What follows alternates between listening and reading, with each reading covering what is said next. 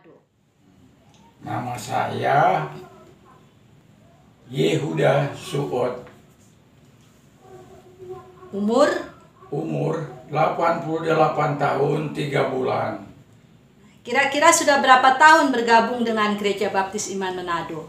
Saya bergabung dengan Gereja Baptis Iman Manado mulai tahun 1986. Jadi sekarang sudah ada 30 tahun lebih.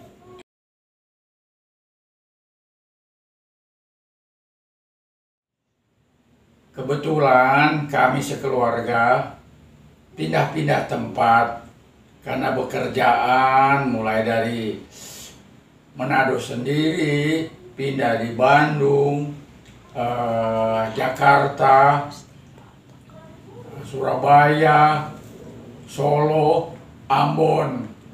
Kemudian dari Ambon pindah ke Manado. Nah, dari Ambon itu kami sekeluarga bergabung dengan Gereja Baptis Iman di Manado. Memang kami sudah orang Baptis, sehingga dari Ambon memang sudah Gereja Baptis, terus pindah ke Manado ini bergabung dengan Gereja Baptis Iman Manado.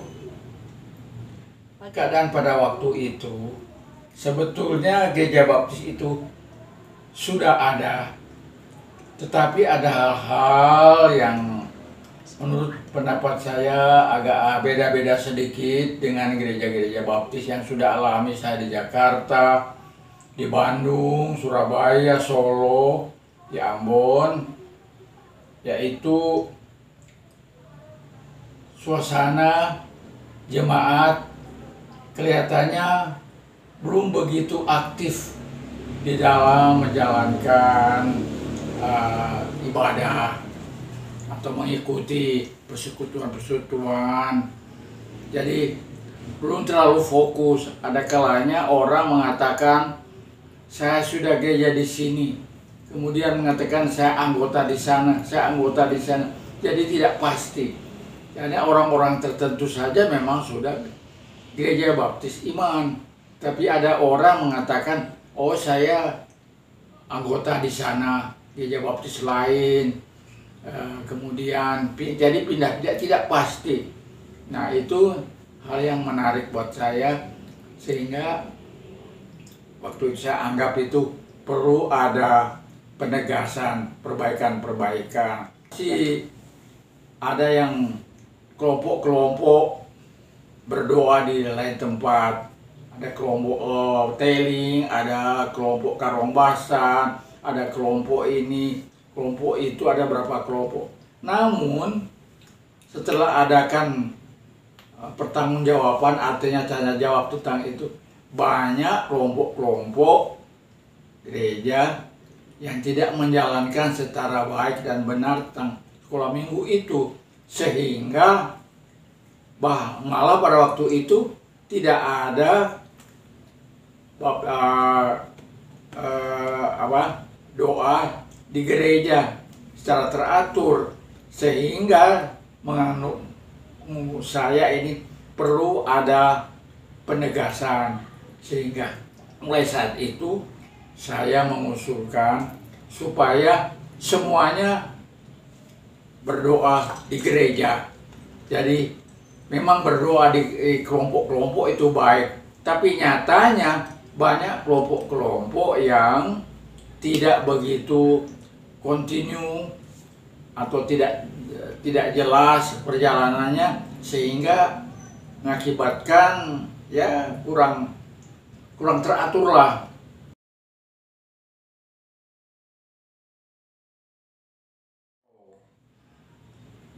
Selama periode atau baru mulai? Baru awalnya bergabung. Yang menarik apa? Sebetulnya yang menarik buat saya bukan yang positifnya, justru yang negatifnya saya perhatikan. Karena kami memang sudah Gereja Baptis sejak tahun 1965. Jadi sudah terbiasa dengan apa yang namanya tata cara Gereja Baptis dan bagaimana Gereja Baptis itu berjalan, bagaimana doktrinnya. Jadi pada waktu itu tata gereja seringkali belum begitu teratur. Misalnya paduan suara belum begitu teratur, sekolah minggu belum begitu teratur, begitu juga jam doa tadi saya sudah bilang begitu belum teratur, sehingga perlu pengaturan kembali jam-jam waktu mulai gereja. Seringkali ada terlambat, tidak tegas waktu mulainya dan waktu habisnya. Jadi menurut keenakan saja, yang terlambat ya terlambatlah, yang sudah ada ya yang sudah ada. Jadi perlu pengaturan kembali. Itu yang menarik buat saya. Oke.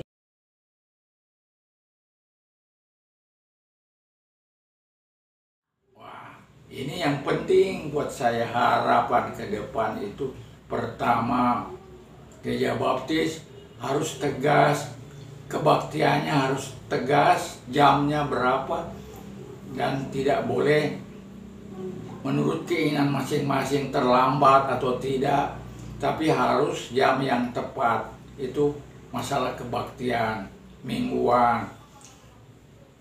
Keteraturan mengenai sekolah minggu, penting sekali sekolah minggu semua umur, karena itu adalah ciri gereja baptis seluruh Indonesia, punya sekolah minggu semua umur, bukan hanya di sini, tapi dari Amerika Serikat, Eropa, seluruh dunia.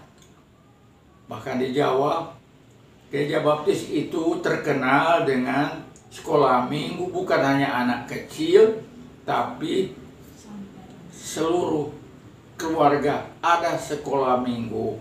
Baca Alkitab. Nah, di sekolah minggu itu adalah penjelasan sekolah minggu secara teratur. Jadi tidak asal jadi. Dan itu guru-guru sekolah minggu betul-betul mereka itu menyiapkan diri untuk belajar, karena untuk mengajar sekolah minggu.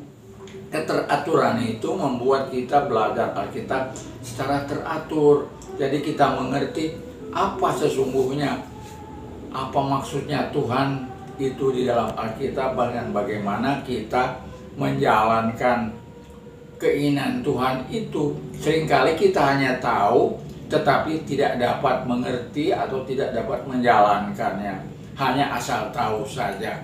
Ya, kita seringkali kena tipu oleh orang-orang tertentu yang mengajarkan hal-hal yang tidak sesuai dengan Alkitab. Mereka pakai Alkitab tetapi tidak sesuai dengan isi Alkitab itu sendiri. Dan itu yang kita harus jaga, supaya jemaat tetap setia membaca Alkitab dan mengerti maksud firman Allah itu sendiri.